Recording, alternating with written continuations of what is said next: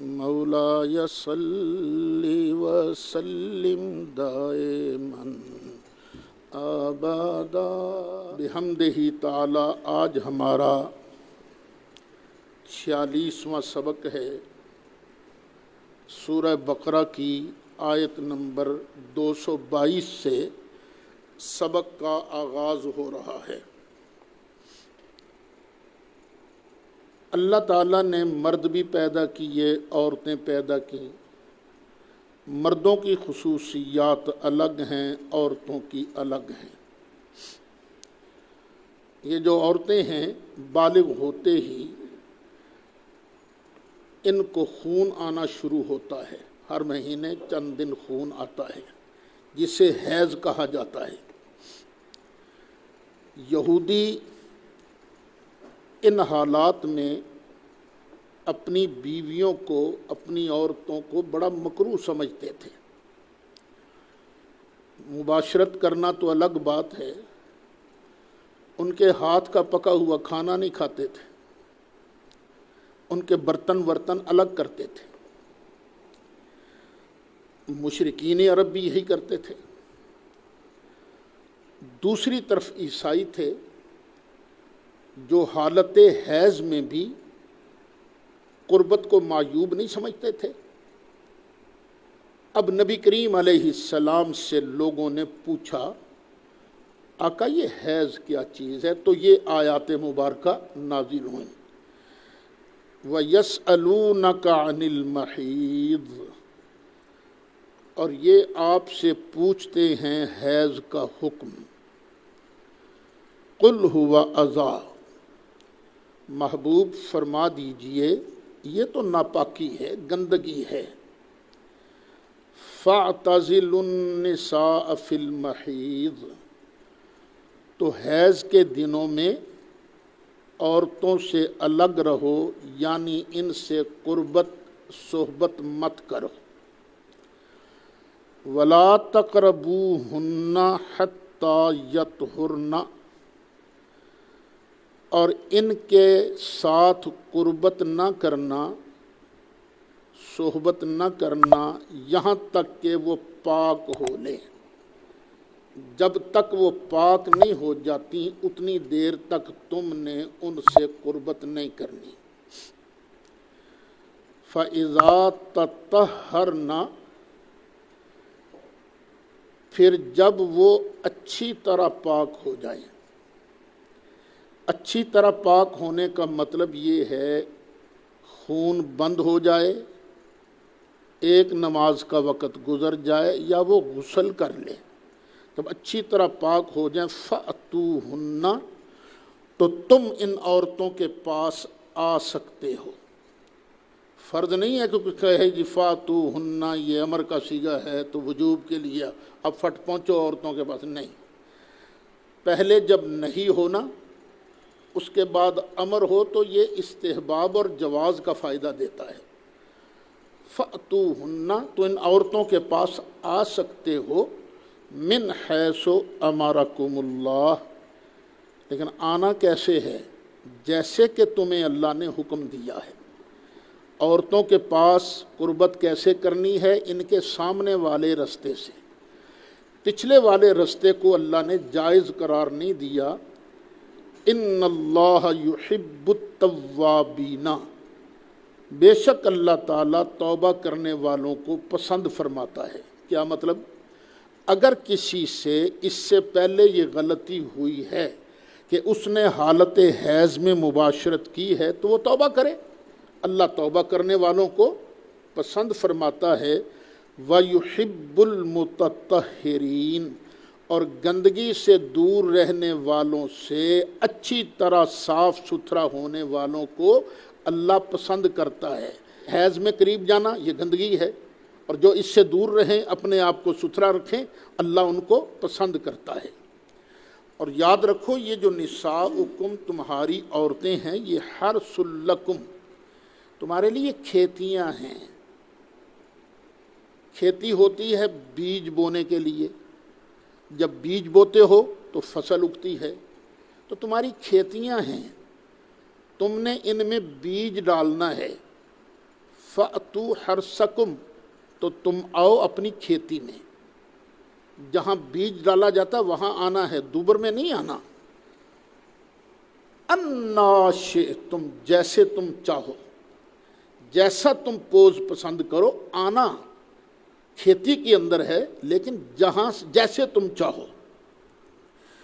وَقَدِّمُوا لِأَنفُسِكُمْ، اور مباشرت میں لذت ہوتی ہے، مزہ ہوتا ہے، تو صرف مزے کے اندر ہی گم نہ رہنا کہ تم لذت ہی حاصل کرتے رہو نا۔ وَقَدِّمُوا لِأَنفُسِكُمْ، آخر تم نے ایک جگہ جانا بھی ہے نا آخرت میں، تو اپنے لیے آگے بھی کچھ بھیجتے رہو، نیکی کرتے رہو، نیک اعمال کرتے رہو، اور یہ کہ مباشرت سے پہلے دعا بھی مانگا کرو، یا اللہ ہمیں شیطان کے شر سے محفوظ رکھ، ہمیں نیک اولاد نصیب فرما، اور اس کو بھی شیطان کے شر سے محفوظ رکھنا۔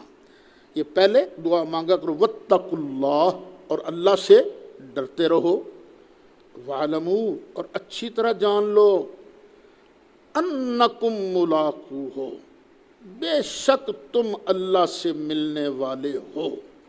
یہ دل سے نکال دو کہ تمہاری اللہ سے ملاقات نہیں ہوگی، وہاں حساب کتاب دینا پڑے گا، اور جو کامیاب ہو جائے گا محبوب، وبشر المؤمنین، اور خوشخبری دے دو مومنوں کو، ایمان والوں کو خوشخبری دے دو۔ اچھا، بعض لوگوں کی عادت تھی قسمیں کھا لیتے تھے، میں نے صلح نہیں کرانی، میں نے یہ نیک کام نہیں کرنا، اس طرح کی قسمیں کھا لیتے تھے۔ تو اللہ تعالیٰ نے اس بات سے منع کیا ہے۔ قسم کھائی ہے، اس سے بہتر چیز تمہیں کوئی نظر آ گئی تو تم پر قسم کا توڑنا واجب ہے، اور اچھی چیز جو ہے اس کو اختیار کرنا لازم ہے۔ تو خام خواہ اللہ کے نام کو نیکی کی راہ میں رکاوٹ نہ بننے دو۔ وَلَا تَجْعَلُوا اللَّهَ عُرْضَةً لِأَيْمَانِكُمْ، اور مت بناؤ اللہ کو رکاوٹ اپنی قسموں کے لیے، اپنی قسموں کا نشانہ مت بناؤ۔ ان تبرو، کہ تم قسم کھا لو نیکی نہیں کرو گے، وَتَتَّقُوا، پرہیزگاری نہیں کرو گے، وَتُصْلِحُوا بَيْنَ النَّاسِ، اور لوگوں کے درمیان صلح نہیں کرو گے۔ اس طرح کی قسمیں مت کھاؤ، بلکہ یہ کام کرنے والے ہیں۔ واللہ سمیع علیم، اور اللہ تعالیٰ سننے والا ہے، جاننے والا ہے۔ اچھا، بعض لوگوں کی عادت ہے خام خواہ قسمیں کھاتے رہتے ہیں، اللہ دی قسم انج ہو گئی، اور بعض حضرات کو پتہ نہیں ہوتا، قسم کھا لیتے ہیں، فلانا لاہور گیا ہے جی، اللہ دی قسم لاہور گیا ہے جی، گیا ہی نہیں ہوتا۔ تو مالک ارشاد فرماتا ہے، لا یؤاخذکم اللہ باللغو فی ایمانکم، اللہ تمہارا مواخذہ نہیں کرتا تمہاری قسموں میں بےہودہ قسموں پر، ان پر تمہیں کوئی پکڑے گا نہیں۔ ولیکن یؤاخذکم، لیکن تمہارا مواخذہ کرے گا، بما کسبت قلوبکم، ان قسموں پر جن کو تمہارے دلوں نے کمایا ہے۔ جو تم نے دل سے قسم کھائی ہے، اللہ کی قسم ہے میں پرسوں تمہیں پیسے دوں گا، یہ قسم کھا لی نا پکے ارادے کے ساتھ، یہ اگر تم نے قسم پوری نہیں کی تو اللہ تعالیٰ تمہارا مواخذہ کرے گا۔ واللہ غفور حلیم، اور اگر کبھی غلطی ہو جائے اللہ سے معافی مانگ لو، کفارہ دینا پڑتا ہے کفارہ دے دو، تو اللہ تعالیٰ بخشنے والا ہے، بڑے حلم والا ہے۔ قسم کے تذکرے کے ساتھ ہی ایک اور مسئلہ بھی بیان ہو گیا۔ بعض لوگ قسم کھا لیتے تھے کہ ہم اپنی عورتوں کے پاس نہیں جائیں گے، اللہ دی قسم میں نہیں تیرے کو لاؤنا، قربت نہیں کرنی، اسے کہتے ہیں ایلا۔ کبھی غیر معینہ مدت کے لیے ایلا کر لیتے تھے، کبھی ایک مدت مقرر کر لیتے، میں 3 مہینے تک تیرے پاس نہیں آؤں گا، قسم کھا لی۔ میں 4 مہینے تک تیرے پاس نہیں آؤں گا، قسم کھا لی، 5 مہینے تک تیرے پاس نہیں آؤں گا، سال تک تیرے پاس نہیں آؤں گا، مدت مقرر کر لی یا مدت مقرر نہیں کی. تو اب یہ مسئلہ بیان ہو رہا ہے للذین یؤلون من نسائہم، وہ لوگ جو قسم کھا بیٹھتے ہیں اپنی عورتوں کے پاس جانے کی. تو کیا ہے؟ تربص 4 اشہر، 4 مہینے انتظار ہے. قسم کھائی کہ میں کبھی تیرے پاس نہیں آؤں گا. جب 4 مہینے گزر گئے وہ پاس نہیں آیا، آٹومیٹیکلی عورت الگ ہو جائے گی، طلاق ہو جائے گی. قسم کھائی تھی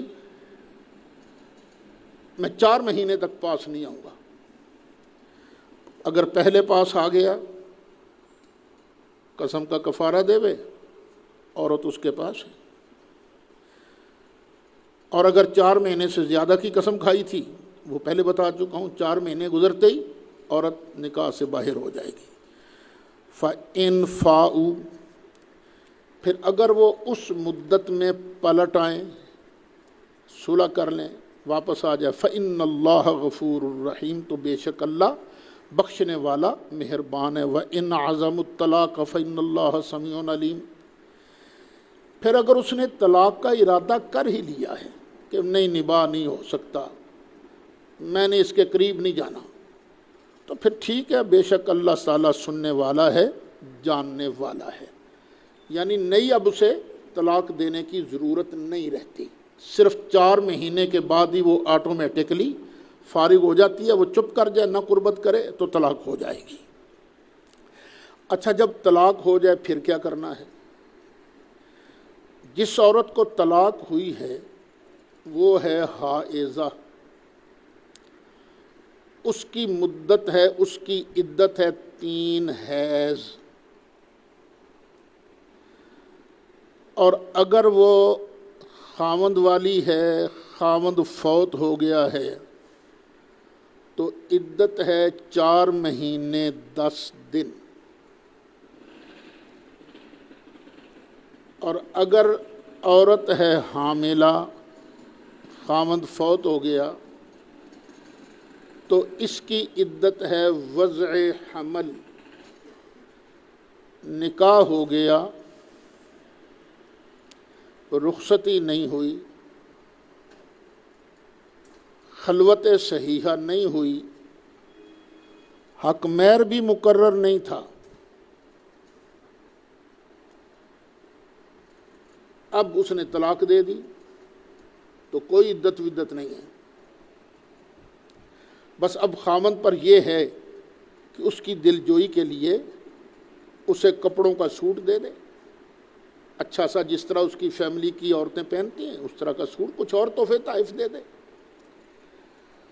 اور اگر حق مہر مقرر کیا تھا، خلوت صحیحہ سے پہلے ہی طلاق دے دی، تو آدھا حق مہر دینا پڑے گا. آدھا مقرر کیا تھا حق مہر، آدھا دینا پڑے گا. اور کپڑے وہ بھی دے دے، مہربانی. اس مسائل کو نا آگے اللہ بیان کر رہا ہے.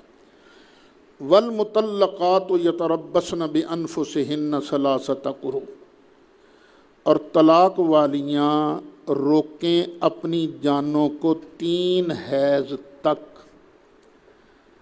یہ قروء میں بھی ایک بحث ہے کہ قروء سے مراد کیا ہے، حیض ہے، طہر ہے.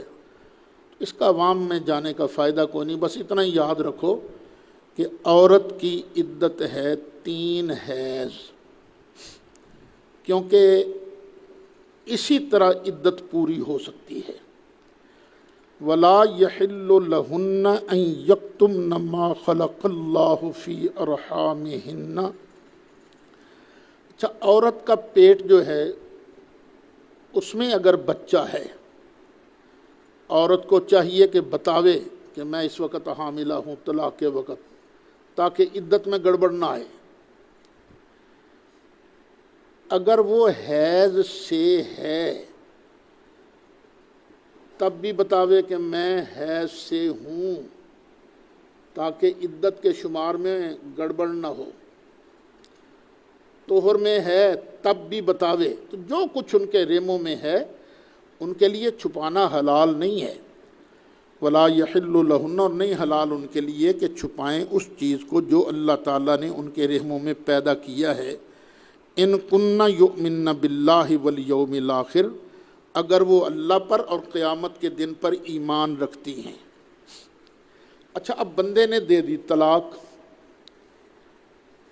اور طلاق بھی رجی ہے، عدت پوری ہونے سے پہلے ان کے خاوندوں کو اس بات کا حق حاصل ہے کہ رجوع کر لیں، اس رجوع کو کوئی روک نہیں سکتا۔ وَبُعُولَتُهُنَّ أَحَقُّ بِرَدِّهِنَّ فِي ذَلِكَ إِنْ أَرَادُوا إِصْلَاحًا،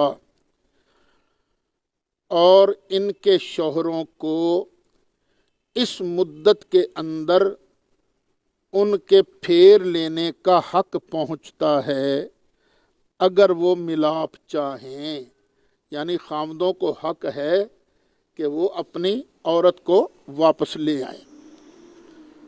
وَلَهُنَّ مِثْلُ الَّذِي عَلَيْهِنَّ بِالْمَعْرُوفِ، اور عورتوں کا حق بھی ایسا ہی ہے جیسا ان پر ہے، یعنی ایک ہے عورتوں کے لیے حق اور ایک ہے عورتوں پر حق۔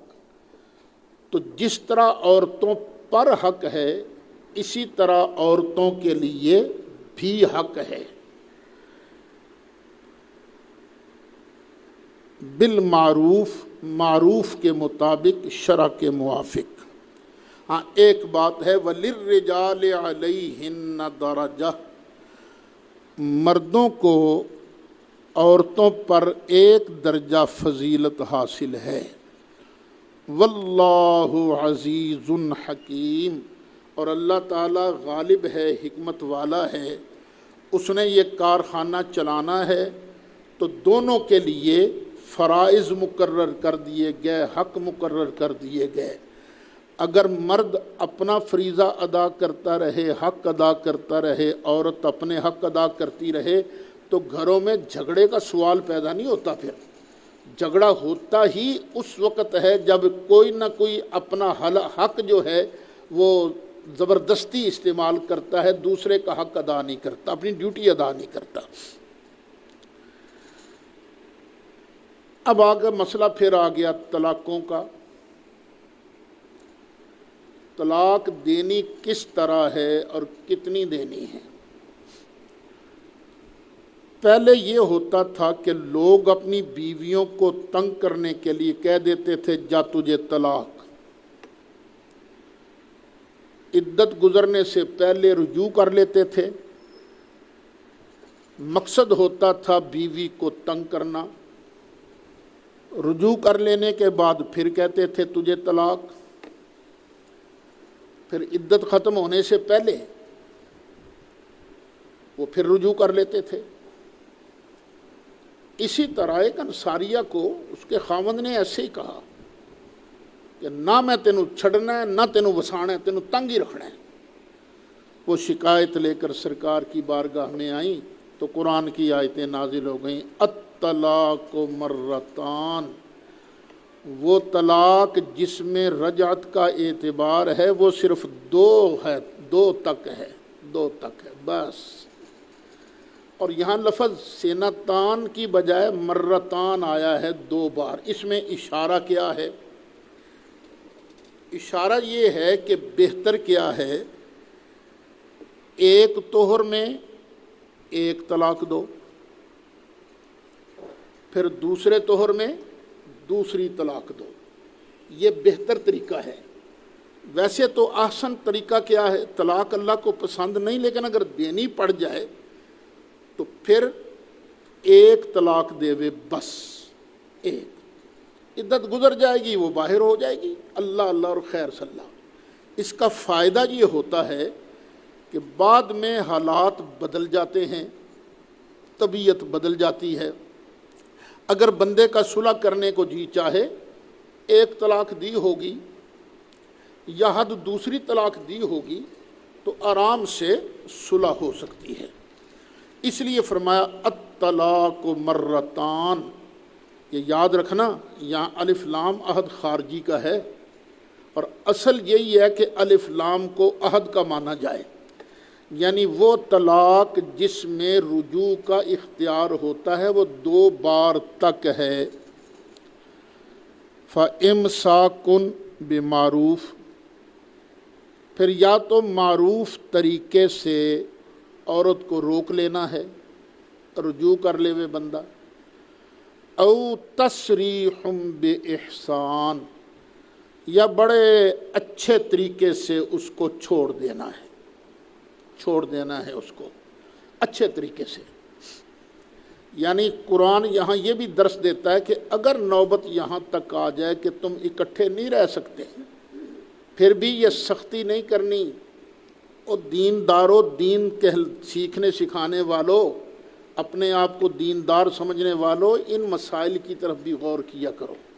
ناراضگی ہو گئی ہے، طلاق تک نوبت پہنچ گئی ہے، تو اس طرف فطور ڈال کے الگ نہیں کرنا، او تسریح بإحسان، یا چھوڑنا ہے احسان کے ساتھ، یعنی چھوڑتے وقت بھی اس کو کچھ نہ کچھ دو، اس کی دل جوئی کرو۔ اچھا، بعض اوقات ایسے ہوتا ہے کہ خامند گفٹ وفٹ دیتا رہتا ہے اپنی بیوی کو، لیکن جب طلاق ہو گئی تو کہتا کڈ میری شے نہ، ولا یحل لکم، اور تمہارے لیے حلال نہیں حرام ہے، ان تأخذوا، کہ تم واپس لو، مما آتیتموہن، اس میں سے جو کچھ تم نے ان کو دیا ہے، شیئن، کچھ بھی، تم کچھ بھی ان سے واپس لینے کا حق نہیں رکھتے ہو۔ ہاں، ایک صورت ہے کہ مرد اور عورت کی بنتی نہیں، عورت جان چھڑوانا چاہتی ہے، مرد جان چھوڑتا نہیں، تو وہ کہے او چل جڑا تو حق مہر دیتا سی نا او میرے کو لے تے میری جان چھڈ، یا حق مہر تھا 5 لاکھ روپیہ، چل تو 2 لاکھ ہو چو لے لے تے میری جان چھڈ۔ یا یہ بھی کہہ سکتی ہے او میری جان چھڈ، او 5 لاکھ بھی لے لے، نال 1 کلہ زمین دا بھی لے لے، تو لے میری جان چھڈ۔ الا، مگر اس صورت میں جو تم نے دیا ہے نا اس میں سے لے سکتے ہو، اللہ ان یخافا، کہ وہ دونوں ڈریں، اللہ یقیما حدود اللہ، کہ وہ دونوں اللہ کی حدوں کو قائم نہیں رکھ سکیں گے۔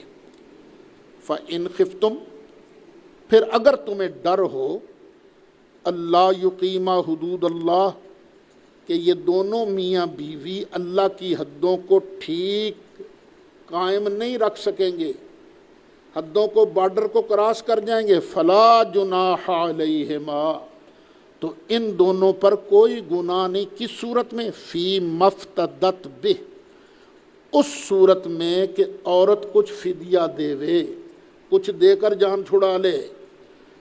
تلک حدود اللہ، یہ ہیں اللہ کی حدیں، فلا تعتدوها، تو تم ان حدوں کو کراس مت کرو۔ ومن یتعد حدود اللہ، اور جو بھی اللہ کی حدوں کو کراس کرے گا، فاولئک هم الظالمون، تو وہی لوگ ہیں ظالم۔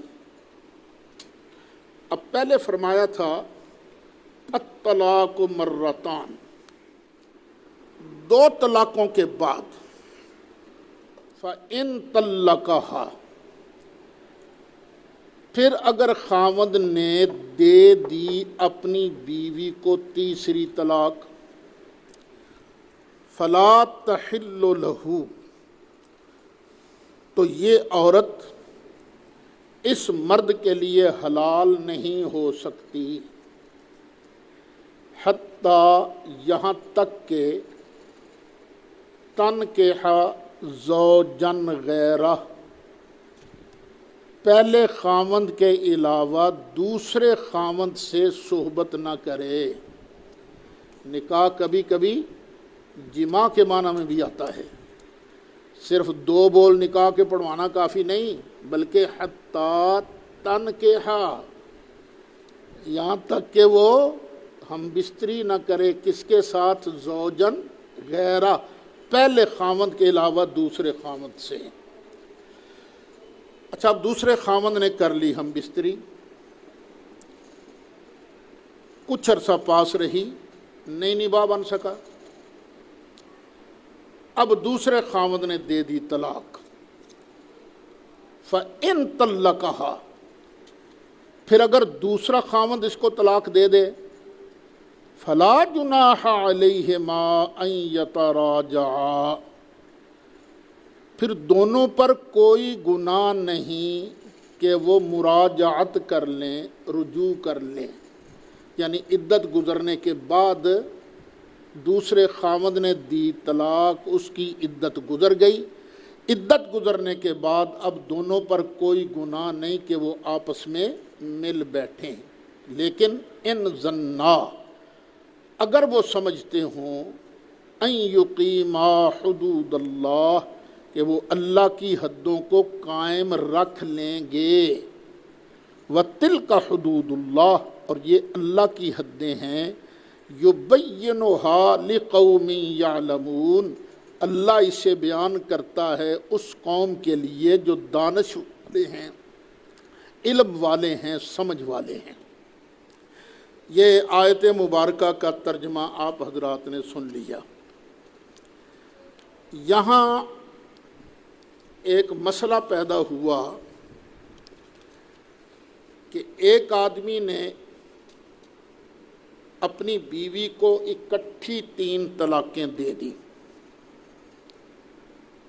تو کیا وہ 3 شمار ہوں گی یا 1؟ ابن تیمیہ نے یہ مسئلہ سب سے پہلے شروع کیا، شیعوں میں تو تھا پہلے۔ ابن تیمیہ نے یہ مسئلہ شروع کیا تھا کہ 3 طلاق اگر اکٹھی دی گئیں تو وہ ایک ہی طلاق واقع ہوگی، اور آج کل کے ہمارے پاک و ہند کے جو وہابیہ ہیں وہ بھی اسی پر فتویٰ دیتے ہیں کہ 3 طلاقوں کو اگر اکٹھا دے دیا جائے تو وہ 3 نہیں ہوتی، وہ ایک ہی طلاق ہوتی ہے۔ بس عجیب و غریب منطق ہے۔ ویسے ان کے اس فتوے نے کئی لوگوں کو وہابی بنایا ہے۔ لوگ طلاق دیتے ہیں نا، تو طلاق دے کے ہمارے پاس آتے ہیں، دیوبندیوں کے پاس جاتے ہیں، تو ہمارے پاس اور ان کے پاس تو کوئی جواز نہیں ہے، کیونکہ ہم اپنی جماعت بڑھانے کے چکر میں نہیں ہیں۔ ہم تو اللہ رسول کی پابندی کرتے ہیں نا، ہم تو کہتے ہیں نہیں بھئی اب نہیں، مشکل ہے، تم نے اپنے پاؤں پر خود کلاڑا مارا ہے، میں کیا کہہ سکتا ہوں۔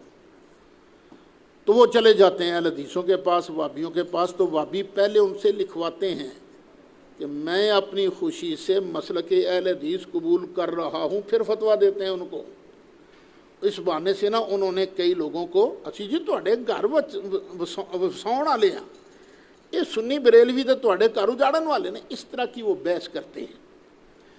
حالانکہ اگر غور سے دیکھا جائے تو وہابیہ کی بات بنتی نہیں۔ یہ جو باقی کے مسائل ہیں نا، ان مسائل میں اکثر طور پر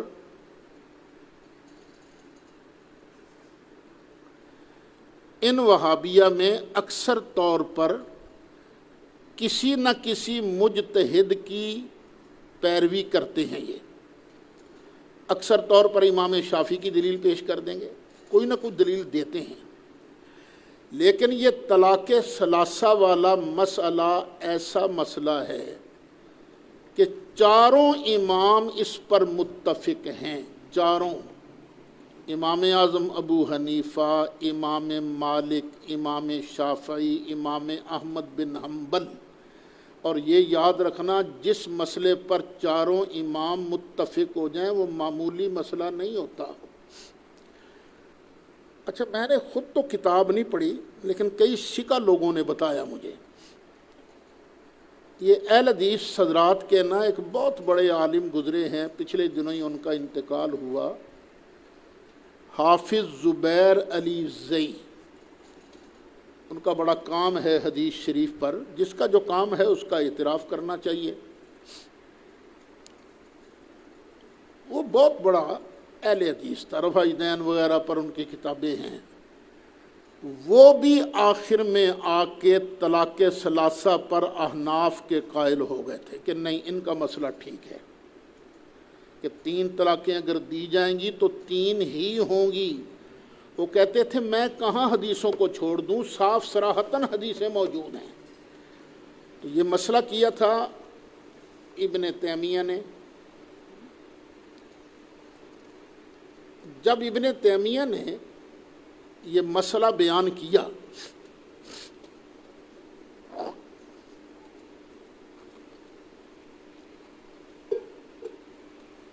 تو اس کے جو ہم مذہب لوگ تھے، حنابلہ، حنبلی علماء، ان سب نے اس کا رد بھی کیا اور اس کو ضال مضل، گمراہ اور گمراہ کنندہ بھی کہا۔ یہ غیر مقلدین کے ایک بہت بڑے مناظر گزرے ہیں، ثناء اللہ صاحب امرتسری، ان کا فتاویٰ ثنائیہ ہے، جلد 2 ہے، صفحہ 45 ہے۔ اس میں انہوں نے لکھا ہے کہ نواب صدیق حسن خاں مرحوم نے، یہ وہی لکھ رہے ہیں، میں ان کا لکھا دہرا رہا ہوں، تو نقل جو ہے وہ بندے پر لازم نہیں ہو جاتی۔ نواب صدیق حسن خاں مرحوم نے اتحاف النبلاء میں جہاں شیخ الاسلام کے متفردات مسائل لکھے ہیں، اس فہرست میں طلاق ثلاثہ کا مسئلہ بھی لکھا ہے، اور لکھا ہے کہ جب ابن تیمیہ نے 3 طلاق کے ایک مجلس میں 1 طلاق ہونے کا فتویٰ دیا تو بہت شور ہوا۔ ابن تیمیہ اور ان کے شاگرد ابن قیم پر مصائب برپا ہوئے، ان کو اونٹ پر سوار کر کے درے مار مار کر شہر میں پھرا کر توہین کی گئی، قید کیے گئے، اس لیے کہ اس وقت یہ مسئلہ علامت روافض کی تھی۔ جب ابن تیمیہ نے 3 طلاقوں کے 1 طلاق ہونے کا فتویٰ دیا تھا تو اس وقت پوری دنیا میں یہ علامت کس کی تھی؟ شیعہ حضرات کی، رافضیوں کی۔ اور پھر بڑے مزے کی بات یہ ہے کہ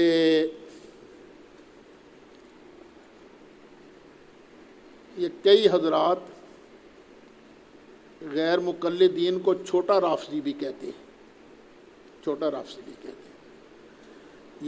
یہ ابراہیم میر صاحب سیال کوٹی جو ہے نا، غالباً انہوں نے لکھا ہے کہ چھوٹا رافضی نے کہتے ہیں وہ صحابہ کے گستاخ ہیں، یہ امام ابو حنیفہ کے گستاخ ہیں، یہ اللہ تعالیٰ یہ ہدایت فرمائے۔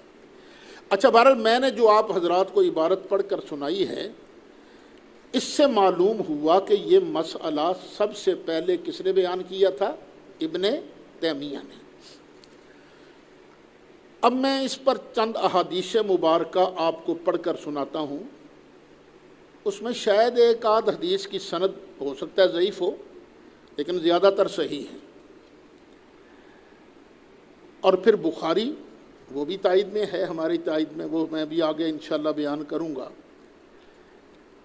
ایک عورت ہیں جن کا نام ہے عائشہ خثعمیہ، ان کے ساتھ نکاح ہوا تھا حضرت سیدنا امام حسن مجتبیٰ کا رضی اللہ عنہ۔ حضرت مولا مرتضیٰ کی شہادت کے بعد مولا حسن بنے نا خلیفہ، ان کی اس بیوی نے عائشہ خثعمیہ نے کہا جی مبارک ہو، خلافت کی مبارک ہو۔ تو سیدنا امام حسن مجتبیٰ کو بڑا غصہ آیا، فرمایا کیا تو میرے ابا جان حضرت علی کی شہادت پر خوشی مناتی ہے؟ اب دیکھو، بڑوں کی بڑی باتیں ہوتی ہیں نا، بادشاہ جب بنتا ہے نا بادشاہ مر گیا، بادشاہ آ گیا، ایک بادشاہ کے مرنے کے بعد دوسرا بادشاہ، اس کے مرنے کے بعد تیسرا، نئے بادشاہ تو منتظر رہتے ہیں کب کوئی انہیں مبارک دے، جناب مبارک ہو جی، مبارک ہو آپ جی، بادشاہ بن گئے۔ لیکن حضرت سیدنا امام حسن نے فرمایا تو حضرت علی کی شہادت پر خوش ہوتی ہے، اذهبی فانت طالق ثلاثا، جا چلی جا، تجھے 3 طلاقیں ہیں۔ راوی ہیں حدیث کے سوید بن غفلہ، یہ کہتے ہیں اس عورت نے اپنے کپڑے سمیٹے اور عدت میں بیٹھ گئی۔ جب اس کی عدت ختم ہوئی تو حضرت سیدنا امام حسن نے اس کی طرف باقی حق مہر کی رقم اور 10 اور چیزیں بطور صدقہ کے بھیجی، تحفہ کے بھیجی۔ جب قاصد یہ چیزیں لے کر عائشہ خصمیہ کے پاس پہنچا تو اس نے آگے سے جواب دیا، متاع قلیل من حبیب مفارق، جدا ہونے والے محبوب کے مقابلہ میں تو بہت حقیر سی چیز ہے، وہ بہت بڑا آدمی تھا جس کے نکاح میں میں تھی۔ جب یہ بات حضرت مولا حسن کو پہنچی کہ اس نے یہ کہا ہے تو آپ بڑے روئے اور فرمایا، اگر میں نے اپنے نانا جان محمد مصطفیٰ صلی اللہ علیہ وسلم سے یا یہ کہا کہ اپنے باپ حضرت علی مرتضیٰ کرم اللہ تعالی وجہ الکریم سے نہ سنا ہوتا کہ جس شخص نے اپنی بیوی کو یکدم یا بوقت حیض 3 طلاقیں دے دیں تو وہ اس کے لیے حلال نہیں رہتی یہاں تک کہ وہ دوسرے شوہر سے نکاح کرے، اگر میں نے یہ سنا نہ ہوتا تو میں اس سے رجوع کر لیتا۔ یہ ہے سنن کبریٰ امام بہقی کی، جلد 7 ہے، صفحہ 336 ہے۔ ایک اور واقعہ ہے، واقعہ لمبا ہے، مسلم شریف کی حدیث ہے۔ حضرت سیدنا عبداللہ ابن عمر نے ایک آدمی سے کہا کہ اگر تو اپنی بیوی کو 3 طلاق دے دیتا، اس نے 3 طلاقیں دی نہیں تھیں، فرمایا اگر تو اپنی بیوی کو 3 طلاقیں دے دیتا تو وہ تجھ پر حرام ہو جاتی یہاں تک کہ وہ دوسرے مرد سے نکاح کرتی۔ اچھا، اب یہاں یہ ہے مسلم شریف جلد 1 صفحہ 476۔ اچھا، یہ بات ایک ذرا یہاں یاد رہے کہ یہ جو قرآن نے فرمایا نا، فَإِن طَلَّقَهَا فَلَا تَحِلُّ لَهُ مِن بَعْدُ حَتَّى تَنكِحَ زَوْجًا غَيْرَهُ، تو بعض لوگ اس آیت سے نا ناجائز فائدہ اٹھاتے ہیں۔ وہ کیا کرتے ہیں، کسی کو راضی کر لیتے ہیں کہ چل 1 رات رکھ کرنا تو طلاق دے دینا، اور اسے حلالہ کہتے ہیں۔ تو 1 رات رکھ کر اسے طلاق دے دیتا ہے صحبت کرنے کے بعد۔ تو یہ عمل جو ہے شریعت اس کی اجازت نہیں دیتی۔ اگر اس طرح حلالہ نکالا گیا، ٹھیک ہے، وہ عورت پہلے کے لیے حلال تو ہو جائے گی، لیکن نبی کریم علیہ السلام کا ارشاد ہے، لعن اللہ المحلل والمحللہ، جس نے حلالہ نکالا اس پر بھی لعنت پڑتی رہے گی، جس کے لیے نکالا گیا اس پر بھی لعنت پڑتی رہے گی۔ تو یہ جو بعض سنا جاتا ہے نا کہ فلاں بندہ لالا کڑدا پھردا ہے تو لعنتیں کماتا ہے، لعنتیں، یہ کرائے کے سانڈ نہیں ہے، یہ نبی کریم علیہ السلام کا ارشاد گرامی ہے۔ تو ہمیں پابندی کرنی ہے قرآن کریم کی اور نبی کریم علیہ السلام کی سنت مطہرہ کی۔ یہ ابن ماجہ شریف ہے، پورا چیپٹر ہے، باب من طلق ثلاثا فی مجلس واحد، یہ باب ہے پورا، یہ ہے میرے ہاتھ میں ابن ماجہ شریف۔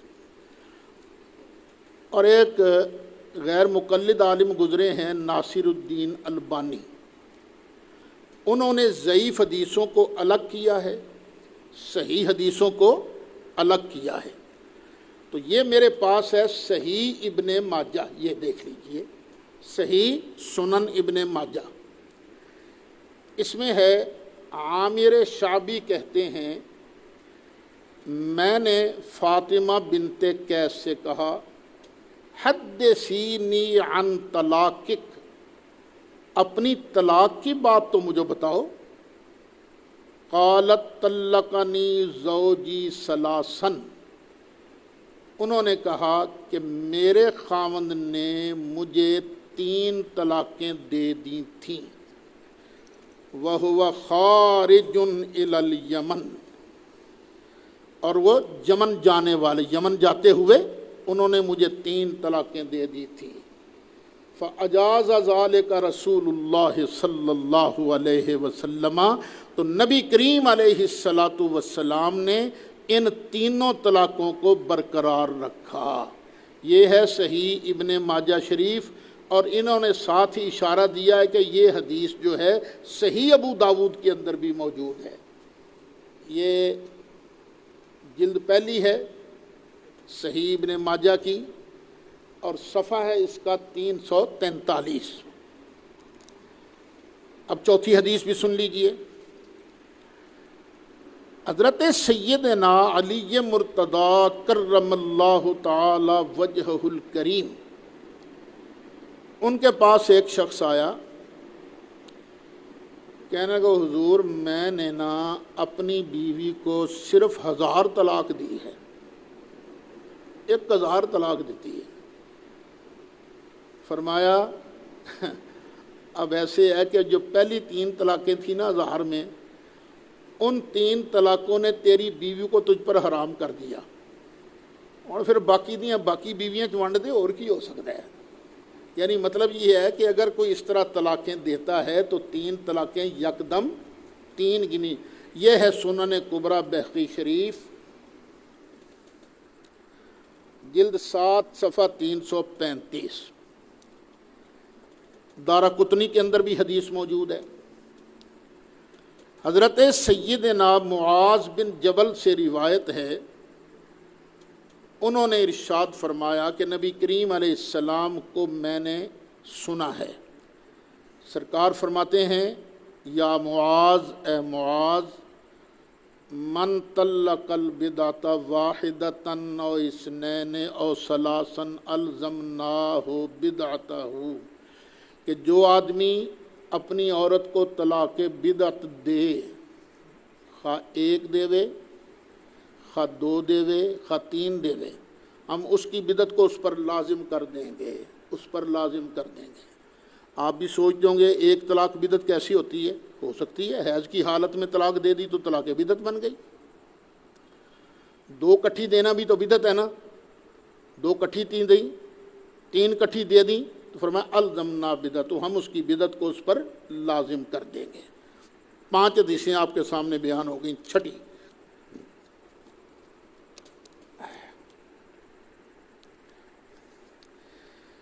حضرت سیدنا عبداللہ بن عباس رضی اللہ عنہ سے ایک بندے نے عرض کیا، او جی میں اپنی بیوی نو صرف 100 طلاق دیتی ہے۔ حضرت علی کے پاس جو آیا تھا اس نے کتنی دی تھی؟ 1000۔ یعنی جب بندے کو غصہ چڑھتا ہے نا تو اس وقت تو وہ کہتا ہے کہ میرے پلے 1,00,000 طلاق ہوئے تو میں کٹ نہ کراں۔ اس کی مثالیں دیکھ لو، حدیثوں کے اندر ملتی ہیں۔ کئی بار سمجھایا، اب میں ہاتھ جوڑ کر جہاں تک میری یہ آواز پہنچ رہی ہے اپنے نوجوان دوستوں کو کہتا ہوں، خدا کے لیے طلاق کا سوچنا بھی مت، اور بالفرض اگر دینی پڑے تو خدا کے لیے اپنے پاؤں پر کلاڑا نہ مار بیٹھنا، 3 طلاقیں کٹھی نہ دینا، 1 دے دینا۔ اگر تمہاری نیت واقعی چھوڑنے کی ہوئی نا تو عدت گزرنے کے بعد وہ چھوٹ جائے گی، تم اپنے پاس وہ زبردستی نہیں تمہارے گلے پڑے گی، چھوٹ جائے گی۔ لیکن اگر تم نے 3 دے دیں، بعد میں برادری کا زور پڑا یا چھوٹے چھوٹے بچوں نے تمہیں مجبور کر دیا، پھر تم آؤ گے مسئلے پوچھتے پھرو گے، پیسوں کی رشوت دینے کی بھی ہمیں کوشش کی جاتی ہے. اے خدا کوئی کالی لال کتاب جو کوئی مسئلہ ہی کٹ دیو ساڈے واسطے تسی اے کوئی ہو سکتا ہے. تو بس ویسے میں غصے ہی طلاق دیتی سی ایویں دے. اب بندہ پوچھے کبھی کسی نے خوشی میں طلاق دی ہے؟ جب بھی طلاق دیتا ہے بندہ غصے میں دیتا ہے. کبھی کسی نے کرما لیے بڑی سونی لگتی چل 1 2 3 تین اج تینوں طلاقاں آج تو بڑا سونا ہانڈی پکائی ہے چل تینوں طلاق دیتا ہی بندہ غصے میں خام خان کے بہانے بناتے ہو. اور دینی طلاق ہو تو ایک دیا کرو تمہارا مقصد پورا ہو جائے گا. تو حضرت عبداللہ بن عباس سے اس نے آن کے کہا جی میں نے اپنی بیوی کو 100 طلاقیں دی ہیں. تو آپ نے فرمایا 3 لے لو اور 97 کو دور کر دو. یہ بھی بہقی شریف ہے جلد 7 ہے صفحہ 338 ہے. امیر المومنین حضرت سیدنا فاروق اعظم رضی اللہ عنہ کے فرزند ہیں حضرت عبداللہ ابن عمر رضی اللہ عنہما. یہ نبی کریم علیہ السلام کی سنتوں کے بڑے عاشق تھے. انہوں نے حضرت عبداللہ ابن عمر نے اپنی بیوی کو حالت حیض میں 1 طلاق دے دی. پھر ارادہ کیا کہ باقی کے جو 2 حیض آئیں گے ان میں وہ آخری 2 طلاقیں دے دیں گے. دوسرے حیض میں دوسری طلاق دے دوں گا, تیسرے حیض میں تیسری طلاق دے دوں گا. نبی کریم علیہ السلام تک اس کی اطلاع پہنچی. سرکار نے فرمایا عبداللہ تم نے حالت حیض میں طلاق دے کر سنت کے خلاف کام کیا ہے. چل رجوع کر اپنی بیوی سے. 1 طلاق تھی نا, چل رجوع کر. حضرت عبداللہ ابن عمر نے عرض کیا یا رسول اللہ صلی اللہ علیہ وسلم ایک بات تو فرمائیے. اب تو میں نے دی تھی 1 طلاق, اگر میں 3 ہی دے دیتا پھر کیا ہوتا؟ تو نبی کریم علیہ السلام سے پوچھا کیا آقا پھر میرے لیے رجوع حلال ہوتا؟ سرکار نے ارشاد فرمایا نہیں حلال نہ ہوتا تیرے لیے, وہ تم سے الگ ہو جاتی, بائنہ ہوتی, اور تمہارا یہ 3 طلاقیں اکٹھی دینا گناہ ہوتا. یہ بھی مسئلہ سن لو, جو بندہ 3 طلاقیں اکٹھی دیتا ہے ثواب نہیں کماتا, گناہ کماتا ہے. اس لیے بچوں کبھی بھی کسی حالت میں بھی 3 طلاقیں اکٹھی نہ دینا. 7 حدیثیں ہو گئی, 8ویں سن لو. حضرت سیدنا عمران بن حسین کے پاس ایک شخص مسجد میں گیا جس نے اپنی بیوی کو 3 طلاقیں ایک مجلس میں دی تھی. حضرت عمران نے جواب دیا کہ اس نے اپنے رب کی نافرمانی کی 3 طلاقیں اکٹھی دے کر, اور اپنے آپ پر اپنی بیوی کو حرام کر لیا. حدیث نمبر 9. ایک آدمی نے اپنی بیوی کو خلوت سے قبل ہی یکدم 3 طلاقیں دے دی. پھر اس کا ارادہ ہوا کہ دوبارہ اس سے نکاح کرے. تو وہ 2 صحابہ کے پاس آیا, حضرت ابو ہریرہ کے پاس اور حضرت عبداللہ بن عباس کے پاس. مسئلہ پوچھا. فقالا, دونوں نے جواب دیا, لہو اسے, لا نرا ان تنکحھا حتی تزوج زوجا غیرک, نہیں جب تک وہ دوسرے مرد کے ساتھ نکاح نہیں کر سکتی تو اس کے ساتھ اب نکاح نہیں کر سکتا, کیونکہ اس کو تو نے 3 طلاقیں دی ہیں. سنن کبریٰ امام بہقی جلد 8 صفحہ 338.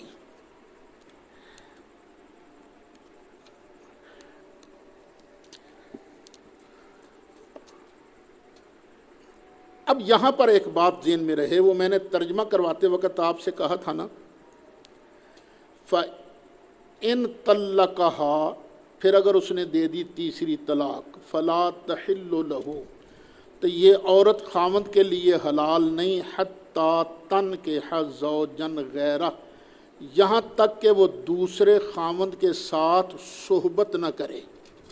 میں نے تنکحہ کا معنی نکاح نہیں کیا, تنکحہ کا معنی جماع, صحبت, ہم بستری کیا ہے. وہ کیوں؟ یہ ہے میرے ہاتھ میں بخاری شریف.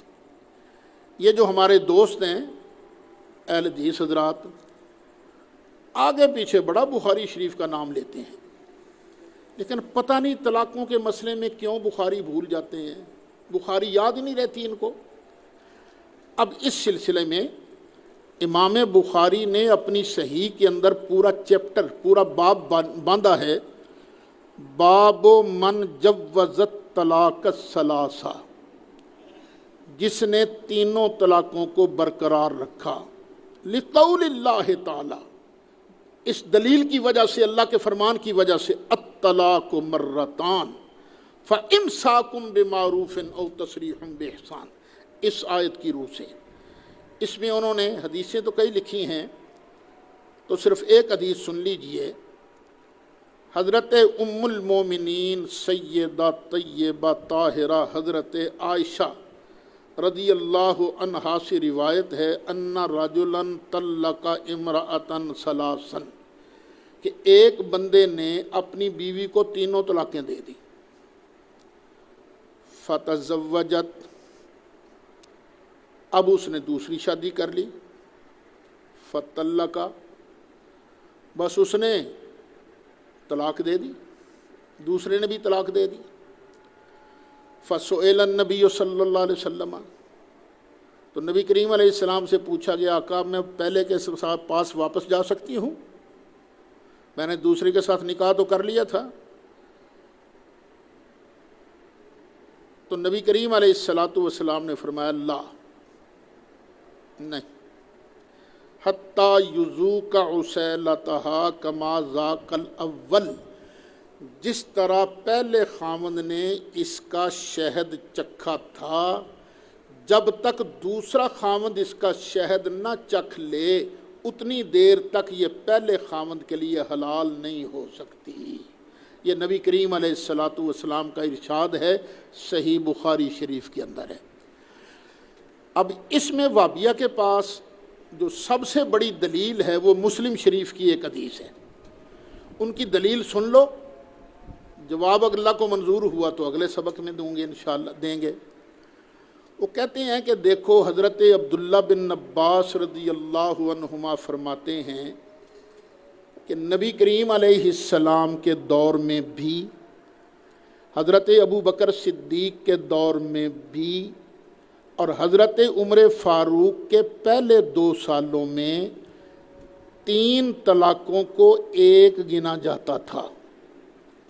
حضرت عمر کے 2 سال بعد پھر صحابہ کی میٹنگ ہوئی، حضرت عمر نے کہا لوگ طلاق کے مسئلے میں بڑی جلدی کرنے لگ گئے ہیں، اس لیے تو میرا خیال ہے تینوں کو لازم کر دیں گے۔ تو قانون بنا حضرت عمر فاروق کی دور خلافت کے 2 سال بعد کہ جس نے 3 طلاقیں دیں وہ ہم 3 ہی گنیں گے۔ ان کے پاس بڑی دلیل یہ ہے، اور جس طرح میں نے دلیل کو بیان کیا اس طرح شاید وہ بھی نہ کرتے ہوں، اور پھر میرا خیال یہ بھی ہے کہ جواب بھی آپ کی سمجھ میں آ ہی گیا ہوگا، نہیں آیا تو کوئی نہیں، اگلا سبق زندگی رہی تو انشاءاللہ۔ اب یہ ذرا ذہن میں رکھنا، کسی صحابی کو نبی کے قانون میں چینجنگ کی اجازت نہیں، اس کا مطلب کچھ اور ہوا تھا، جو یہ بھابی بیان کرتے ہیں نا ویسا نہیں ہوا تھا، کچھ اور ہوا تھا۔ وہ ہوا کیا تھا؟